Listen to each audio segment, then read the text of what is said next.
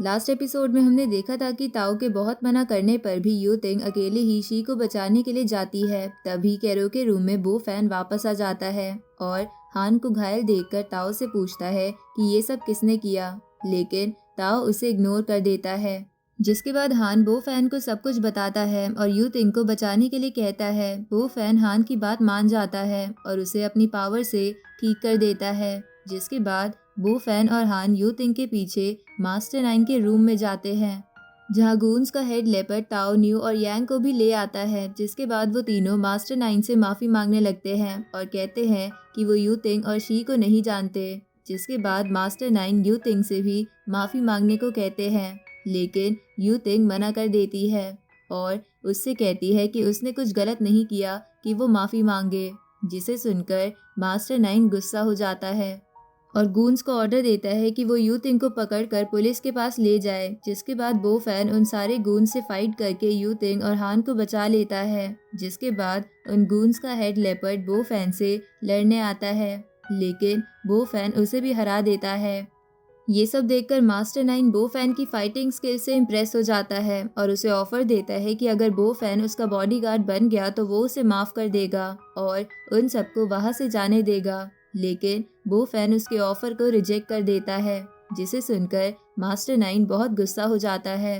अब आगे तो एपिसोड की शुरुआत में मास्टर नाइन बो फैन को कुंग फू फाइट के लिए चैलेंज करता है और बो फैन को मारने उसकी तरफ आता है, लेकिन बो फैन उसे गिरा देता है। जिसके बाद मास्टर नाइन कॉन्टिन्यूसली बो फैन पर अटैक करता है और बो फैन सारे अटैक्स को इजीली डिफेंड कर लेता है और मास्टर नाइन वहीं पर गिर जाता है।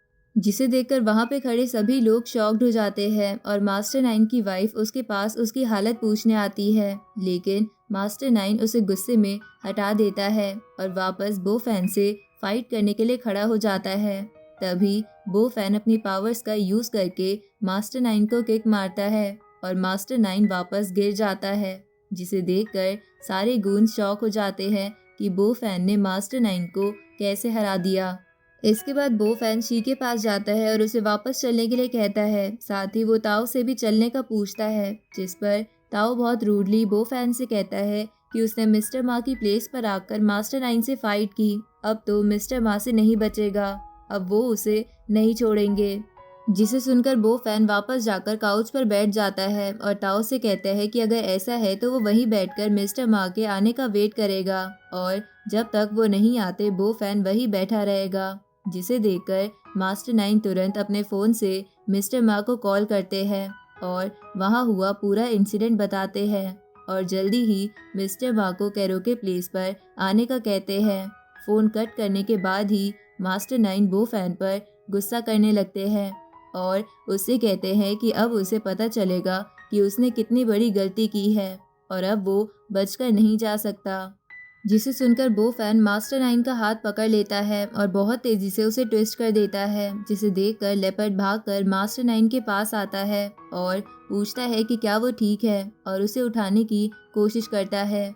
वहीं दूसरी तरफ मास्टर नाइन का सेक्रेटरी डर कर कॉर्नर वाले काउच पर बैठा होता है और बो फैन को वहां आता देख खड़े होकर उसे माफ़ी मांगने लगता है और बो फैन उस काउच पर बैठ जाता है और सेक्रेटरी से कहता है कि वो वेटर से टेबल क्लीन करवाए और बो फैन और उसके दोस्तों के लिए ऑरेंज जूस लेकर आने को कहे। जिसे सुनकर सेक्रेटरी बो फैन के ऑर्डर्स फॉलो करता है। ये सब होता देख शी बो फैन से कहती है कि वो पागल हो गया है और इस तरह वहाँ मिस्टर मा और उसके गूंस का इंतजार करना समझदारी का काम नहीं है और ये कहकर वहाँ से चली जाती है।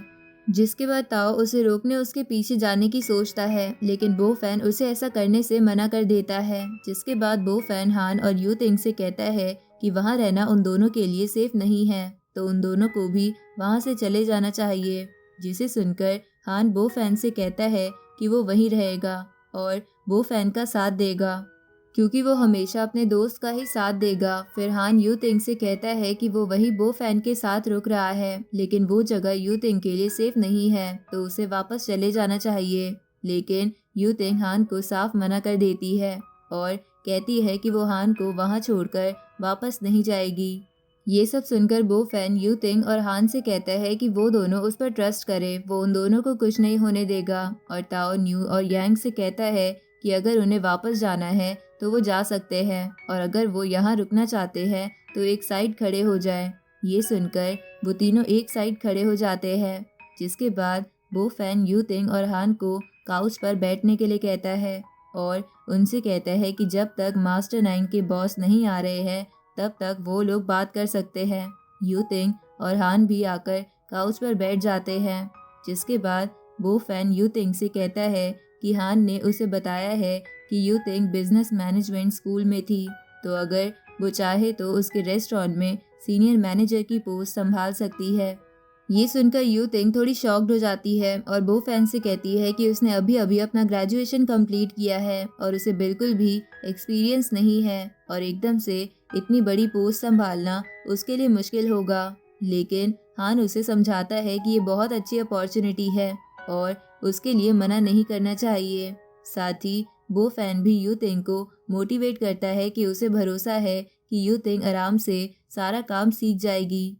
सीन चेंज होता है और एविल डॉक्टर एक बंदे का ट्रीटमेंट कर रहा होता है, जिसके बाद वो बंदा उस एविल डॉक्टर से कहता है कि वो काफ़ी लाइट फील कर रहा है। लेकिन एविल डॉक्टर उसे बताता है कि उसके मेंशन में काफ़ी नेगेटिव एनर्जी है और उसे जल्द से जल्द उसे ट्रीट करना होगा, और अगर उसने ऐसा नहीं किया तो 15 डेज़ के अंदर अंदर उसके मेंशन में कोई बड़ा हादसा होगा।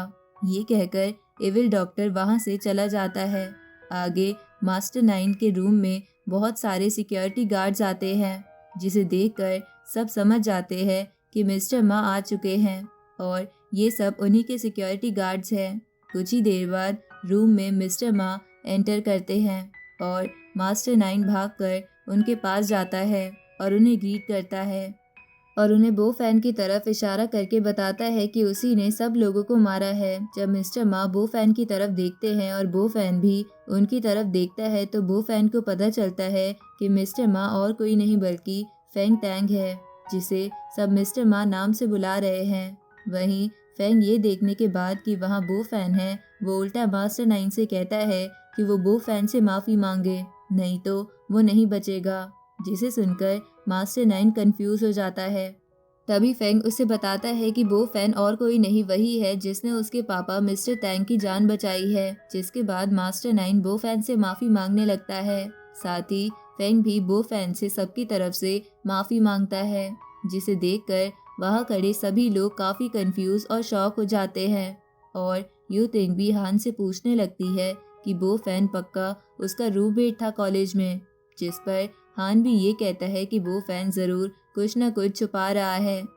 ये सब सुनकर बो फैन खड़ा होता है और फेंग के पास जाकर उसे बोलता है कि उसने मास्टर नाइन और उसके गूंस को माफ़ किया, जिसे सुनते ही ताओ और उसके साथी उस रूम से भाग जाते हैं, जिस पर फेंग बहुत गुस्सा हो जाता है कि वो लोग बिना परमिशन रूम से कैसे भाग गए। लेकिन बो फैन फेंग को शांत कराता है और कहता है कि फेंग उन पर ध्यान ना दे, क्योंकि उसने सभी को माफ़ कर दिया है, लेकिन आगे से दोबारा ये चीज़ रिपीट नहीं होनी चाहिए।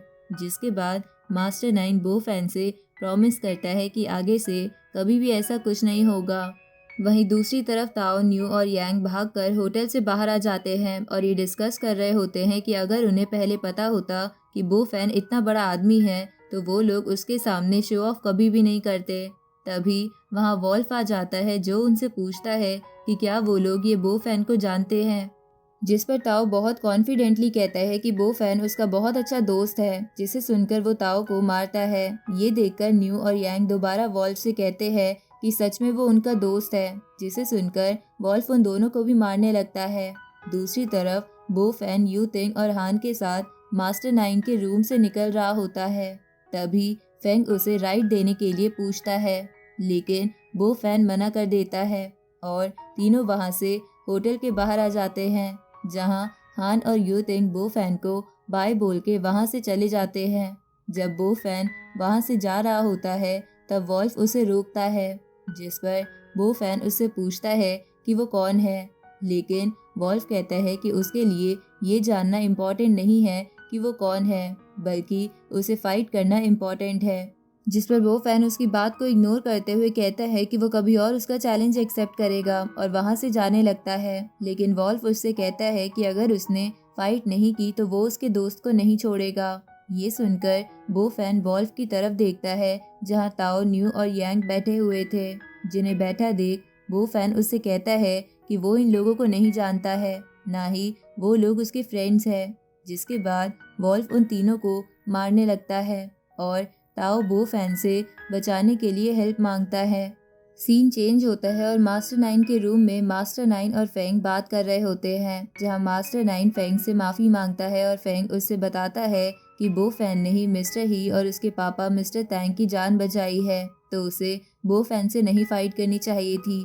लेकिन क्योंकि मास्टर नाइन बहुत समय से टैंग फैमिली के लिए काम कर रहा है तो फेंग ने उसे माफ़ किया। फेंग और मास्टर नाइन ये बात कर ही रहे होते हैं कि मास्टर नाइन का एक गुण आकर उन दोनों को इन्फॉर्म करता है कि होटल के बाहर बो फैन को किसी ने फाइट के लिए चैलेंज किया है।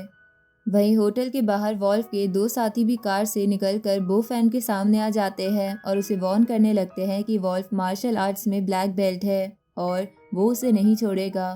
तभी वहाँ हान और यूतिंग आ जाते हैं और हान बो फैन से कहता है कि वो खतरे में है, जिसे सुनकर बो फैन हान को रिप्लाई करता है कि वो नहीं बल्कि वॉल्फ खतरे में है। जिसके बाद वॉल्फ नीडल स्वॉर्ड निकालकर गुस्से में बो फैन पर अटैक करने लगता है, पर बो फैन अपनी पावर से उन अटैक्स को इजीली डिफेंड कर लेता है। जिसके बाद वॉल्फ बो फैन पर दोबारा अटैक करने की कोशिश करता है, लेकिन तभी वहाँ फेंग आ जाता है और वो उस अटैक को रोक देता है, जिसे देखकर वॉल्फ बहुत ज़्यादा शॉक हो जाता है। और इसी के साथ ये एपिसोड यहीं ख़त्म होता है।